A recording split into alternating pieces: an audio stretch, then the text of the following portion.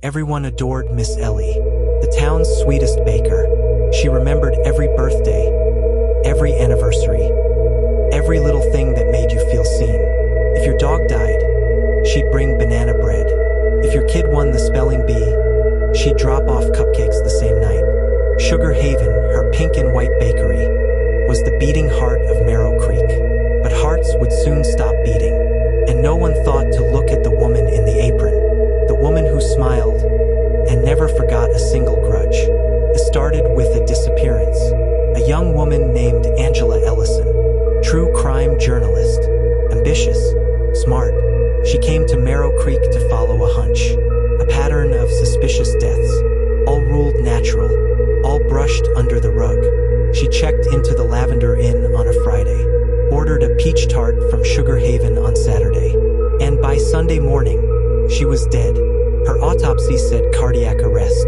No prior issues, no alcohol, no substances, just a 28-year-old woman gone. But before she died, she sent one text to her sister, just one word: run. Mara Ellison didn't run. She came to Marrow Creek, disguised as a travel blogger, stayed in the same inn, sat in the same cafe, ordered the same tart.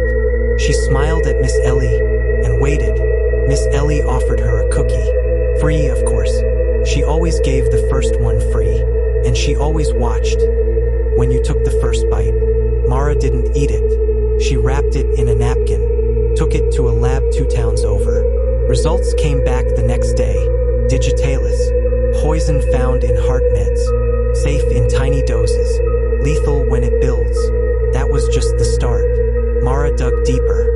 Newspaper archives, obituaries. She found 5 more names, all people who died of sudden heart failure, all within the last 6 years. All of them had received baked goods from Miss Ellie.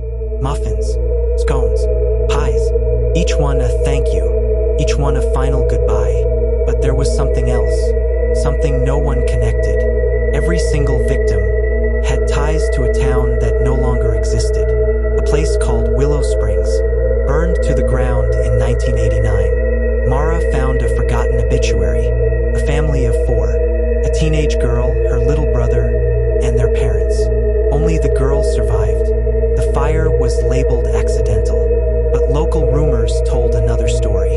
A group of boys, a cruel prank, a house full of gasoline fumes and laughter, and then flames.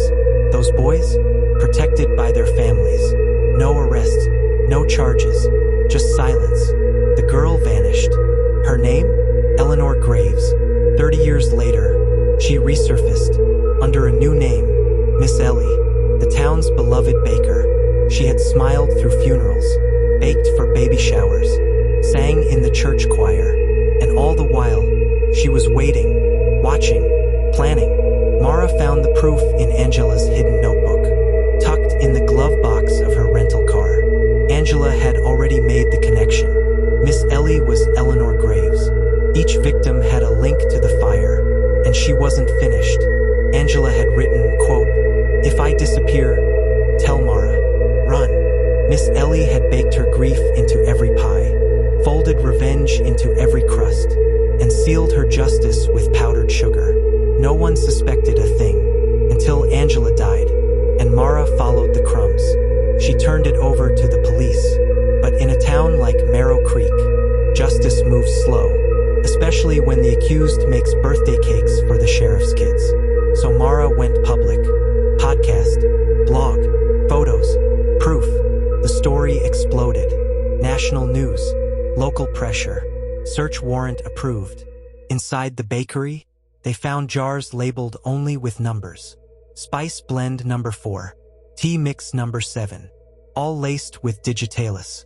In her freezer, they found something worse, a handwritten list, 10 names, 5 crossed out, 1 not yet. Mara Ellison. Miss Ellie was arrested. Calm, smiling. She didn't deny anything. In court, she spoke with quiet precision. Quote, "They burned my life down, so I ended theirs. 1 spoonful at a time." She was sentenced to life without parole. No chance of release. No regrets. The bakery closed. The building was repainted. But the name Sugar Haven still echoes in the town's memory. Mara took Angela's story and turned it into something bigger. She launched a foundation in her sister's name, the Run Project, dedicated to investigating unsolved deaths in small towns, places where justice used to get buried under birthday cakes and good manners. In the end, Miss Ellie got the justice she never received. Not in the courts, but in the open, exposed, revealed, her grudge iced into history. Angela didn't die in vain. Her final message saved a life and brought a killer to light, because even when someone disappears without a trace, sometimes they leave behind one word, just one: run.